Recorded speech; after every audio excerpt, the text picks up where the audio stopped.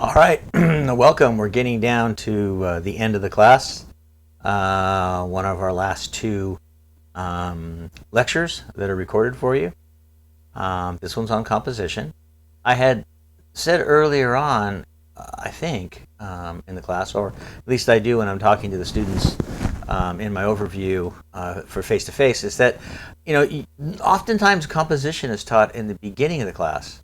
But what I noticed was if you look at most of the textbooks, there's a lot of tools and technique, in the beginning of the class, and then it concludes the class with composition or the more aesthetic approach. Now that we've known how to control depth of field, we understand what shutter speed controls, we understand what lenses can do. So we have all these tools on our tool belt. And frankly, that's the easy part. Right, to be able to set up an exposure for great depth of field, it's a formula. To be able to set up an exposure for great depth of field, it's a formula. Right? But when it comes to composition, I can't tell you what picture to shoot and what one not to shoot. And I might tell you the reasons why I like one picture, but the picture next to it may have some of the same components, but I don't like that one as much. There's something about all of these things, technique, intent, what it's trying to say, aesthetic approach, right, that come together and make an image. And make an image that's successful. Make an image that communicates, calls somebody to action, makes somebody feel a certain way. So that's what we're going to talk about now, some of these more contradictory and subtle sort of aspects of photography. Now, every class I teach, I do a lecture on composition. They're a little different, and they're tailored to the specific class. This is a more beginning discussion on composition. But basically, the rules are all the same. They don't change when you go to black and white or that you go to your second or third semester class. It's still the same. But maybe how we apply them is just slightly different. And the other thing you have to remember is that photographers, artists, matter of fact, in general, tend to not have done their best work until much later in life. It's because we practice. And it's because we shoot over and over and over again, and we understand composition better and better and better and better. So you're not going to make probably your best pictures when you're 30 and 40, but maybe 50, 60, 70, 80. You'll start making those real inspired photographs. So those of you who are 20-something, you got a long way to go. Those of you that are 50-something, we're getting there. We're getting better, okay? So keep that in mind, all right? And I do believe that everybody can get to the place where they have a better understanding of composition. Some people enter the game at a little bit higher level. Some people enter the game at a little bit lower level. But we can move everybody up that ladder to understanding composition better, and you can continue to grow and evolve your composition skills if you're willing to practice relentlessly, right, until you get it right or until you begin to understand it. And there's no end. There's never the perfect picture. Ask any successful photographer, what's your favorite picture? And 9 out of 10 of them are going to say, the one I'm going to take tomorrow. Because we're better than we were yesterday or the day before. I look forward to every time I go out shooting because I'm going to get a better image than I've ever gotten before in my life. So what other motivation do you need to grab your camera, go for a walk, set up something in the studio, go to an event, and look at the world a little differently, and then try to create something new, something exciting, and something that is really representative of you. Okay, so composition talks about rules, but rules are supposed to be broken, so they're not cast in stone. But some people have figured out some ways of deconstructing a photograph to its essence, and they've identified some things that work in successful compositions. Rule of thirds, we talked about that early on in the semester. You can do it horizontally or vertically. It's breaking your scene into a tic-tac-toe board. It can be done mentally or literally. I think on your phone, when you go to crop, you get that grid. In Lightroom and Photoshop, you get that grid. Some cameras give you that grid when you're shooting. It's an option. So think about the rule of thirds and think about where you begin to place things in the scene and how you use that real estate. Do you put something in the center, which maybe it's boring, maybe it's not as exciting, but maybe it needs to be for one reason or another. Or maybe you put things on those intersection points. The intersection of the third lines. Okay, think about those as possible places to put your center of interest.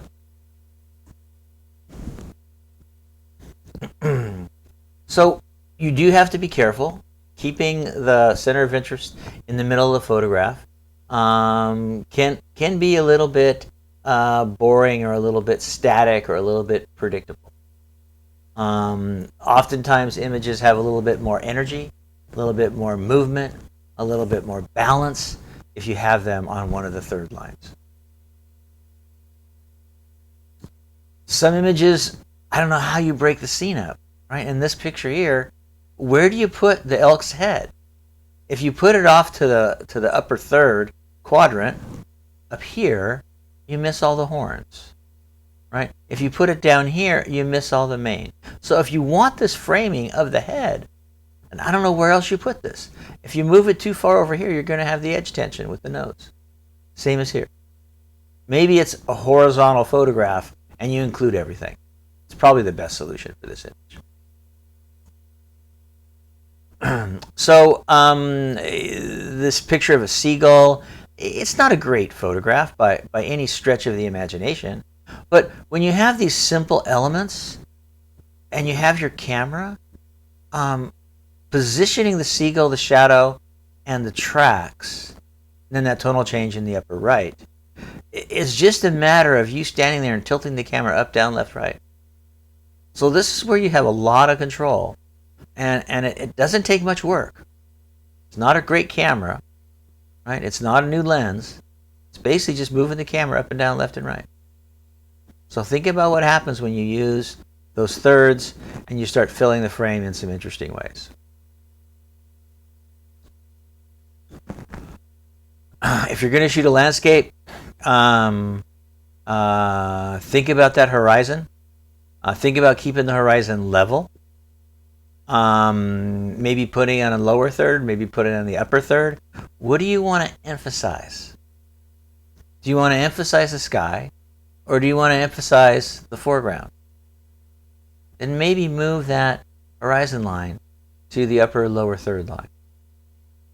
Across the middle is going to split the image in half, and it's going to be a little bit more predictable, but not necessarily bad.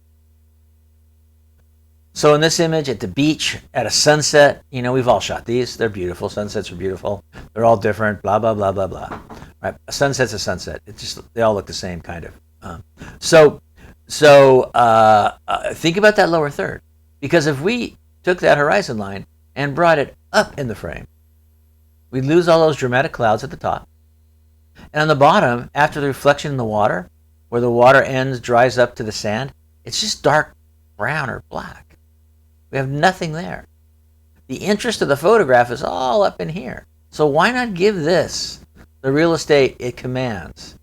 Because of the sunset, because of the beauty, because of the clouds, because of the color shifts from a green kind of cyan to a yellow to a golden orange color. Okay? So, and you could be dramatic with this. Doesn't have to be right on the third. You can push it all the way down.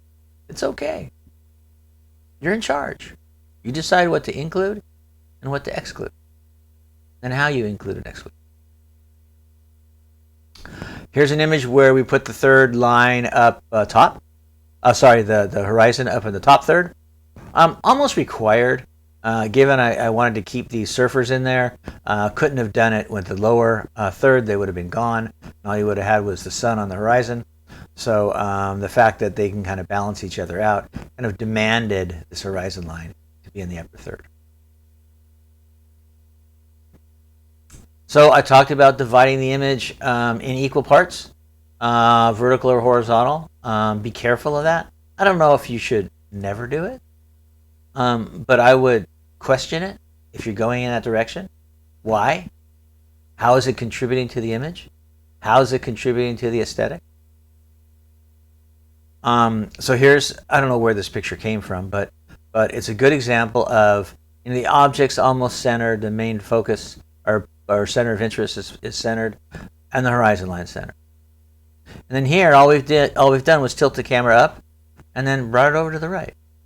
So now the sailboat is sailing across the frame. We have the horizon light on that lower third, and I think it balances better. It's more interesting. Now, is it a great picture? No. Is this picture better than this picture? Probably. You could also argue that instead of going tilting the camera up to lower that horizon line, you could have went the other direction to include all this beautiful color and minimize the sky. But I don't think you want to have put the boat over here on the side. If it's going in this direction, you want to give it some room to move. So doing this sort of framing, whether you have the horizon line here or here, I think is probably the best choice for this image.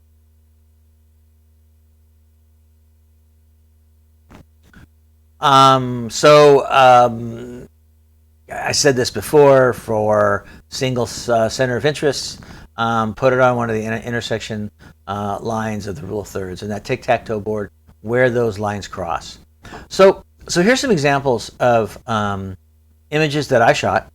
I don't have a rule of thirds grid in my camera. I have it after I shoot it. I can see the grid, but not when I'm shooting. But these are images that either I shot very spontaneously, or I shot on a tripod and organized for balance, and we'll just see how they line up with this rule of thirds scale.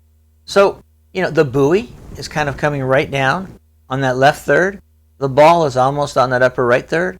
The netting, the lower right third.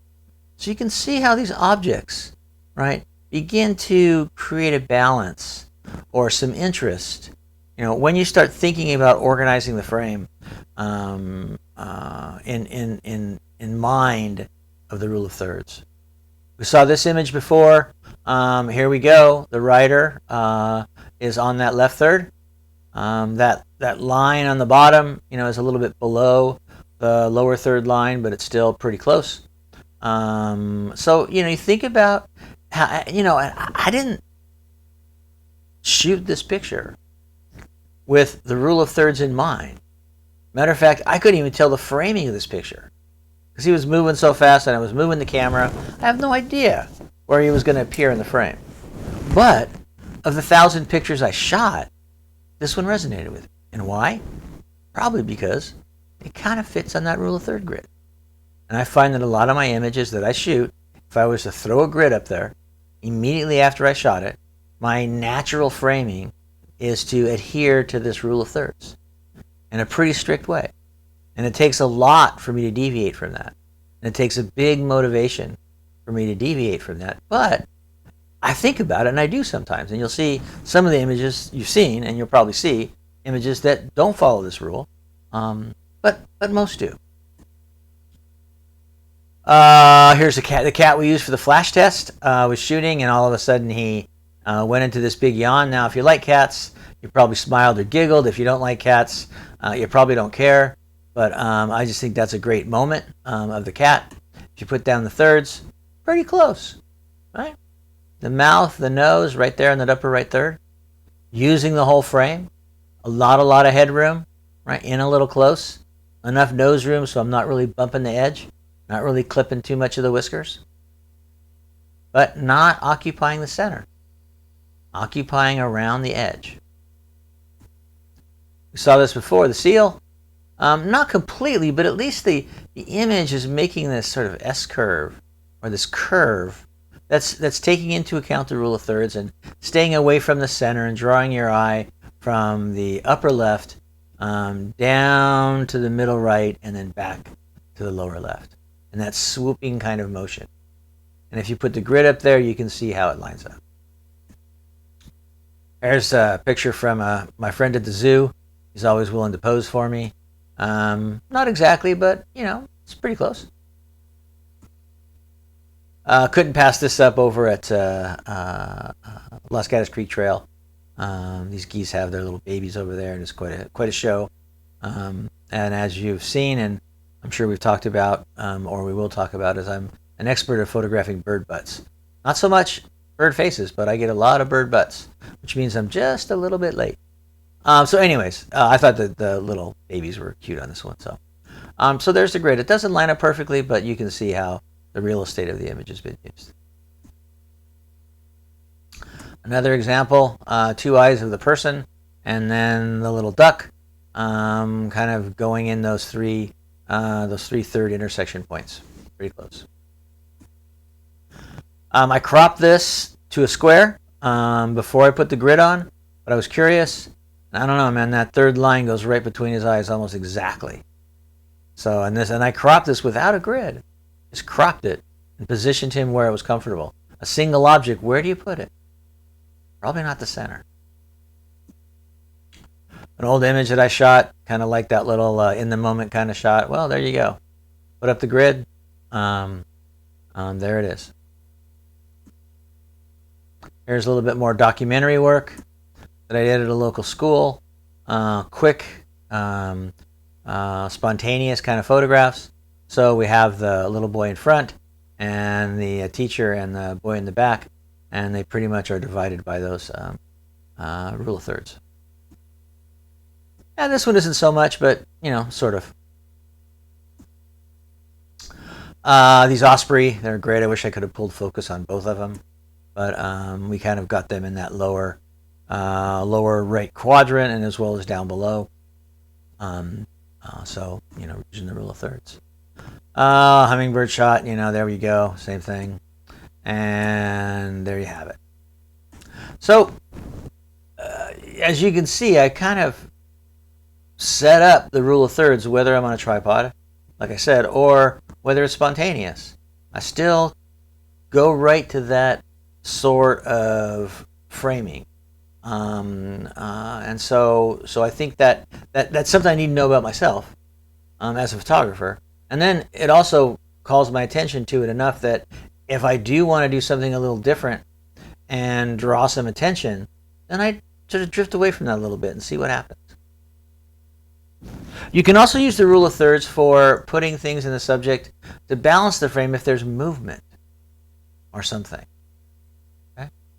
So dog running, putting him on the third, giving him room to run to the left, would be better than putting him on the left third and have him run into the edge of the photograph. This would be kind of the opposite. The motorcycle on the down side of a jump, running towards the edge of the frame, and there's a little bit of edge tension caused by that